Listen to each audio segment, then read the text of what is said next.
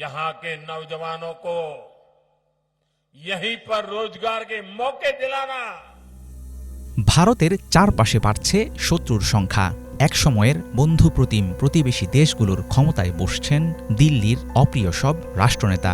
এসব নিয়ে ক্রমেই তীব্র হচ্ছে মোদী সরকারের মাথাব্যথা।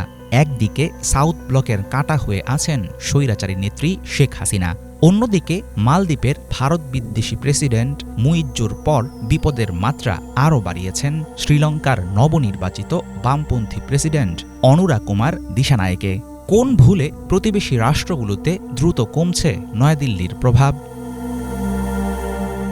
আনুষ্ঠানিকভাবে প্রতিবেশী সবার আগে এই নীতি ঘোষণা করলেও বাস্তবে ভারতের মনোভাব অনেকাংশেই আধিপত্যবাদী। বাংলাদেশকে নানাভাবে নিয়ন্ত্রণ করার সচেতন চেষ্টা সবসময়ই প্রকাশ করে আসছে নয়াদিল্লি। ভুটান তার পকেটে থাকলেও এখন পর্যন্ত নেপালকে বশ করতে পারেনি ভারত।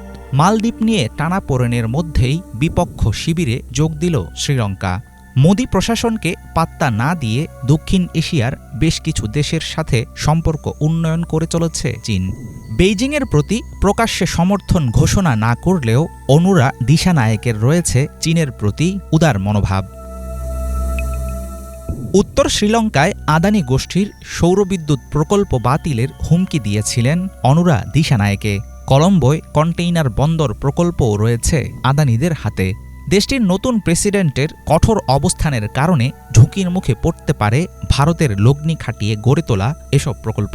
সেক্ষেত্রে ব্যবসা তখন চলে যাবে চীনের কাছে। এমনটি কোনোভাবেই চাইবে না ভারত। একদিকে গালভরা নেইবারহুড ফার্স্ট নীতির কথা বলে বারবার ভুল পদক্ষেপ নিচ্ছেন নরেন্দ্র মোদী, অন্যদিকে বেল্ট অ্যান্ড রোড ইনিশিয়েটিভের মতো বিভিন্ন প্রকল্পে বিপুল অর্থের বিনিয়োগ দেখিয়ে ভারত বিদ্বেষীদের দলে টানছে বেইজিং। এমন অবস্থা চলতে থাকলে ভারতকে ছাড়তে হবে দক্ষিণ এশিয়ার পরাশক্তি হওয়ার দিবাস্বপ্ন। বর্তমানে নেপালের প্রধানমন্ত্রী হিসাবে ক্ষমতায় আছেন পুরনো ভারত বিদ্বেষী কেপি ওলি। মালদ্বীপ ও শ্রীলঙ্কার দায়িত্বে আছেন চীনপন্থী দুই রাষ্ট্রনেতা।